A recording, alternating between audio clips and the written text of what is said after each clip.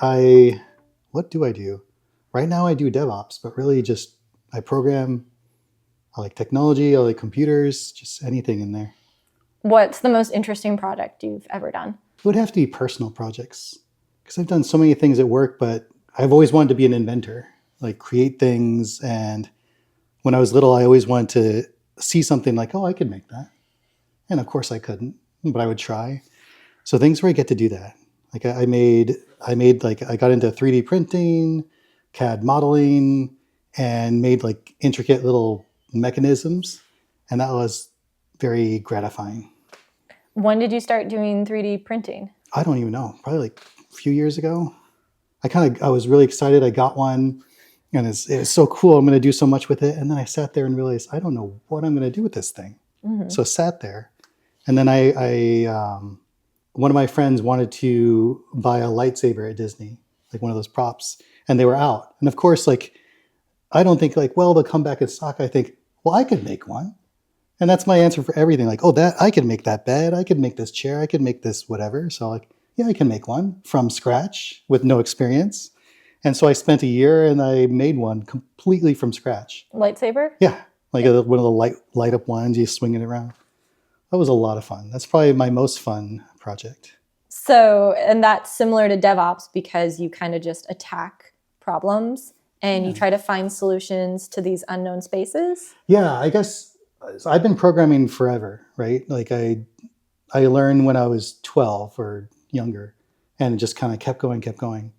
So most of what I'm learning is just kind of an extension on the last one. So I programmed in this language, I'll program in a new one. Or I've made this type of app, I'll make it slightly different. So DevOps was kind of interesting because like every time we had to do something, I really kind of had no idea how we were going to do it and learn as you go. But it's kind of weird in that with DevOps, I feel like every project I get, I still have the exact same feeling of like, I don't actually know what this is or how to do it. Even though I've done something similar, this one's totally new. So you have your innate curiosity, computer that your dad told you not to play with, which made you want to do it even more. You didn't really like high school. Did you go on and get a bachelor's degree? Yeah, I did. I went and got my bachelor's in computer science or computer engineering. Mm-hmm. So I figured I'm already in computers. I'm already doing it. You know, every night I just do it as a hobby. So I guess I'll go into it in college because otherwise, what would I do? Just sit around. So I did that, and it was kind of the same thing. There were certain things that interested me, and I did well. And then there were things that seemed kind of rote and kind of boring, and I did poorly. I think one of the worst classes I had that I did the worst in was engineering ethics, which was you had to go to class once a week and show up for half an hour. And I got a D.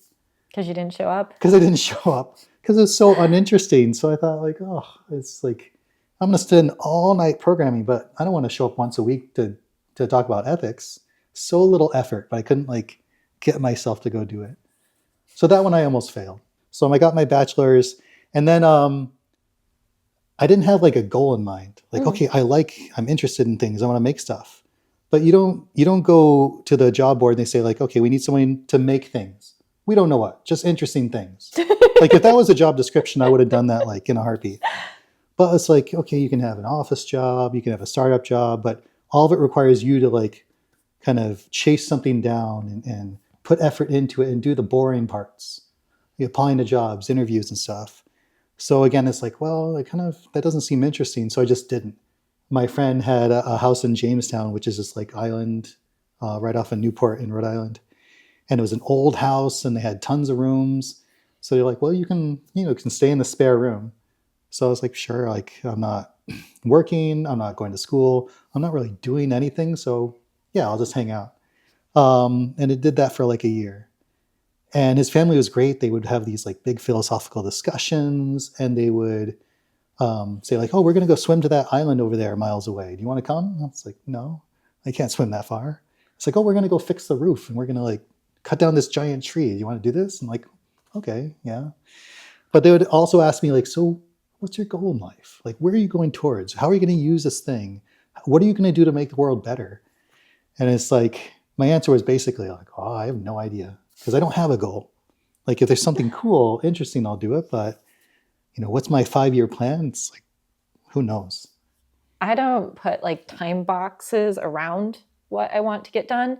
I have goals and I'm like, well, I'm going to do this and I'm going to do this and I'm going to do this. And I don't know when I'm going to do it, but I'm working towards these things. I think that's the problem for me. I have maybe a million goals, but so like I started to list them down, like the things I want to do.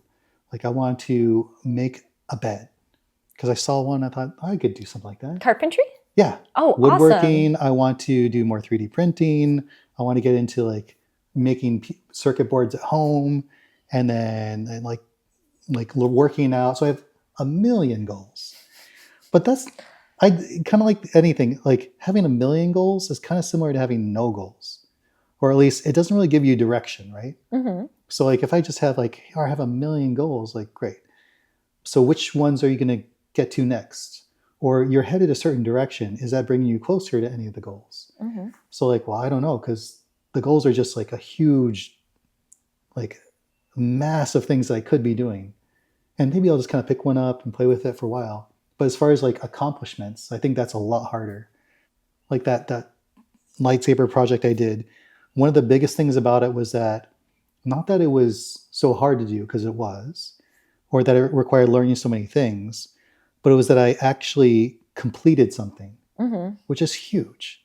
Because I can remember going back, like when I was little, I'd be like, oh, I'm going to learn this and learn like 70%. Mm-hmm. And like, here's another cool thing and learn 70% until one day I realized I'd been programming for years. I've never actually completed a program, a working program.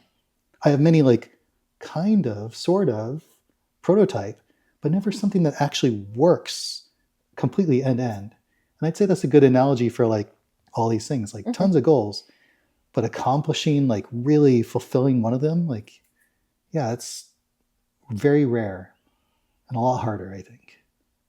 I mean, that is a normal human thing, or a lot of people in computer science, I've talked with them and they say that kind of the same thing, that the last 10 to 20% of something is the hardest. So Yeah. you learn everything about Terraform except the last little bit Right. at the end. Yeah.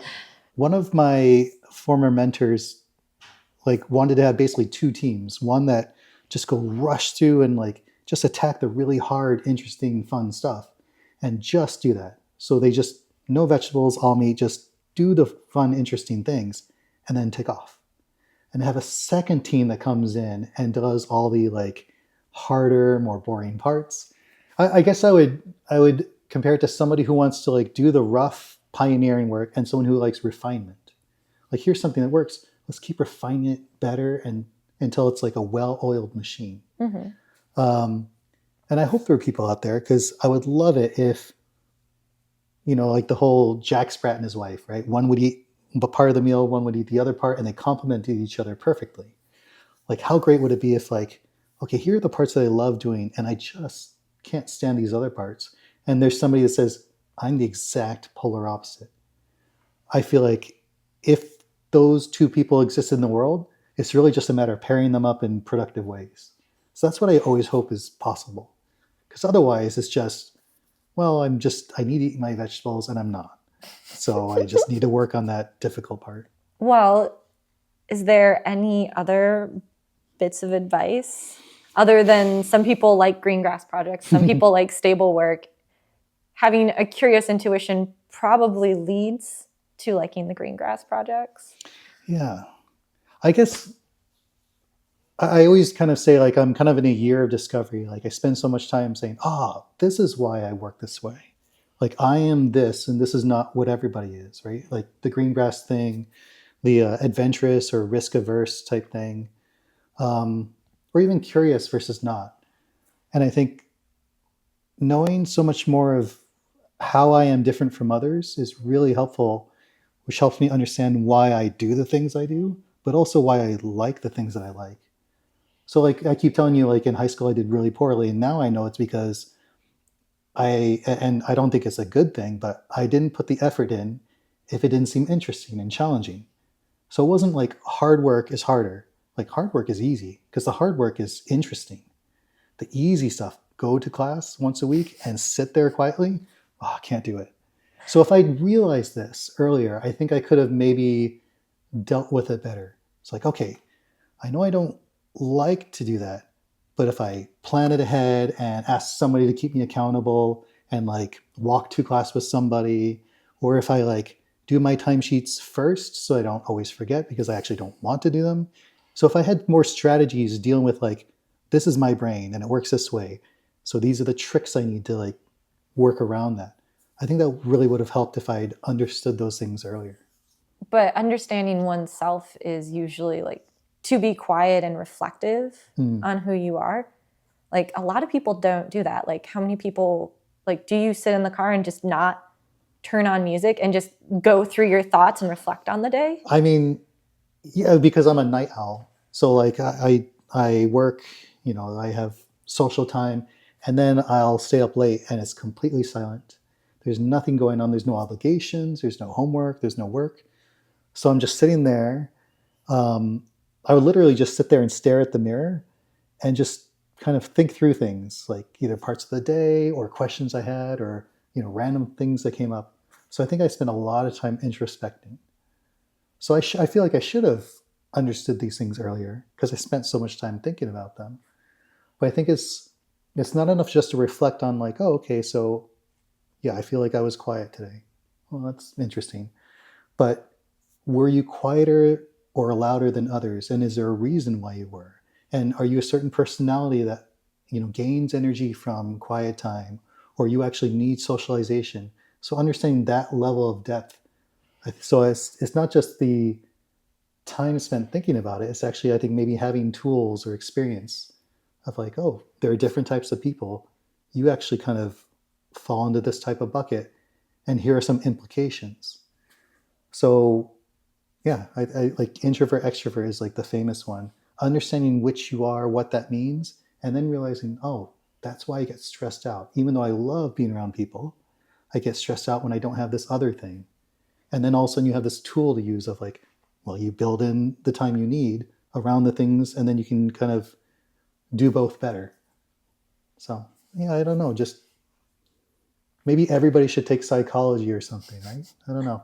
I mean, I found what helped me a lot was going to talk therapy and having someone ask the right questions so I could answer them and then make the realizations for myself.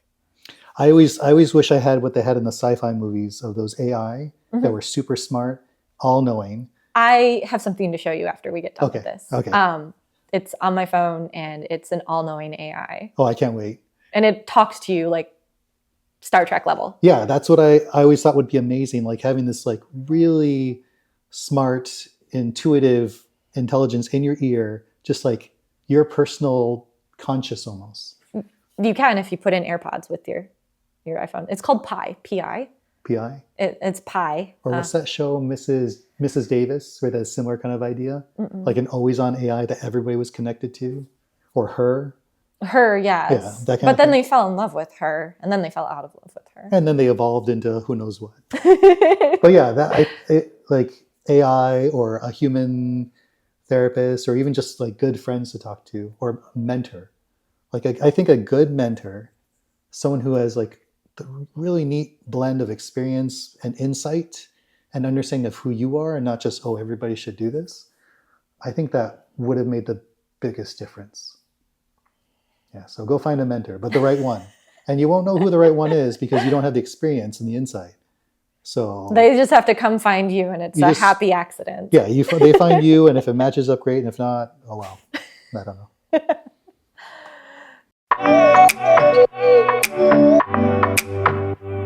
Hi, I'm Sarah from Sarah in Tech, and I just want to give a shout out to, if you want to learn more about Sarah in Tech, follow me on LinkedIn.